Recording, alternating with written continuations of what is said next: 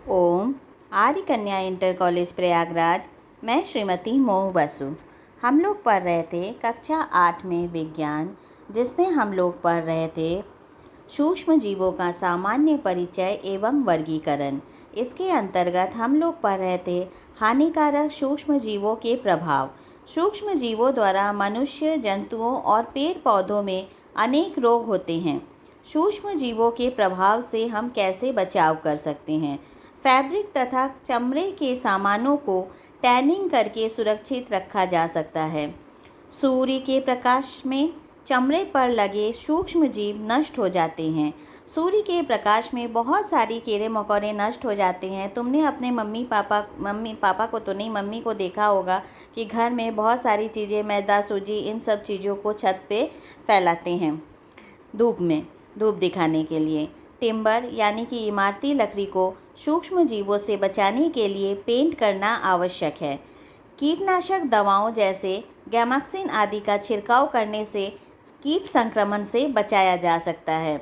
इसीलिए घर में देखना, जहाँ अलमारी वगैरह में डैम्प हो जाता है, सूक्ष्म जीव हो जाते हैं, वहाँ पे गैमाक्सिन पाउडर डाला जाता है। भोजन को रेफ्रिजरेटर स्टेरिलाइजेशन द्वारा सुरक्षित रखा जा सकता है। लुई पाश्चर ने दूध के किंगडम रोकने के लिए पाश्चरीकरण विधि का प्रयोग किया। मतलब जो हम लोग घर में दूध उबाल लेते हैं, वैसे ही आजकल पाश्चरीकृत दूध बाज़ार में आता है, जिससे कि वो ख़राब ना हो जाए। भोज्य पदार्थों को उबालकर जीवाणु मुक्त किया जाता है। नैप्थलीन की गोलियों तथा गैमाक्सिन से कीट संक्रमण को बचाया जा सकता है। मनुष्य में सूक्ष्म जीवों द्वारा होने वाले रोग। जीवाणु द्वारा होने वाले रोग है क्षय रोग, हैजा, टाइफाइड। इसके अलावा भी बहुत सारे रोग होते हैं जीवाणुओं द्वारा। विषाणुओं द्वारा होने वाले रोग है खसरा, chickenpox, polio, hepatitis, dengue, chikungunya, जापानी मस्तिष्क बुखार, ये सब। इसके अलावा विषाणु द्वारा आजकल तुम लोग देख रहे हो कैसे कोरोना फैल रहा है। बहुत सारे रोग होते हैं। इसके बाद इससे कैसे बचा जा सकता है? रोगी व्यक्ति को पूरी तरह अन्य व्यक्तियों से अलग रखा जाए। व्यक्तिगत स्वच्छता रखा जाए। भली भांति पके हुए भोजन, उबला हुआ पेयजल का प्रयोग किया जाए।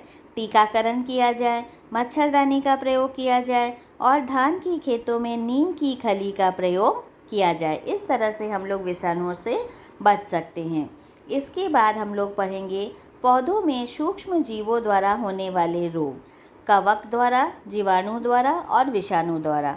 कवक द्वारा गेहूं में गेरुई, गेहूं का कंडुरा रोग। जीवाणु द्वारा नींबू का canker, ring rot of potato, ये सब रोग हो जाता है। विषाणु द्वारा तंबाकू का मोज़ेक रोग, लौकी में लीफ कर्ल ऑफ कुकुरबिट, ये सब बीमारियां पौधों में सूक्ष्म जीवों द्वारा होता है।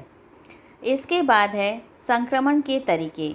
हमारे शरीर में सूक्ष्म जीव अनेक प्रकार से प्रवेश करते हैं, जैसे दूषित वायु से, दूषित जल से तथा रोगग्रस्त व्यक्ति के संपर्क से। तो इसके लिए हमें क्या करना चाहिए? टीकाकरण करना चाहिए।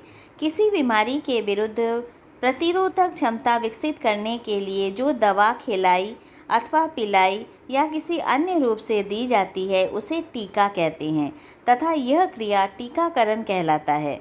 संक्रमण रोगों की रोकथाम के लिए टीकाकरण सर्वाधिक प्रभावी एवं सस्ती विधि माना जा रहा है। टीके एंटीजनी पदार्थ होते हैं। आज के लिए बच्चों इतना ही। तो तुम लोग समझ चुके होगे। अब तुम लोग कोरोना वायरस का टीका अवश्य लोगे जब आएगा तुम लोगों के लिए। और तब तक के लिए खुश रहो, पढ़ते रहो, स्वस्थ रहो।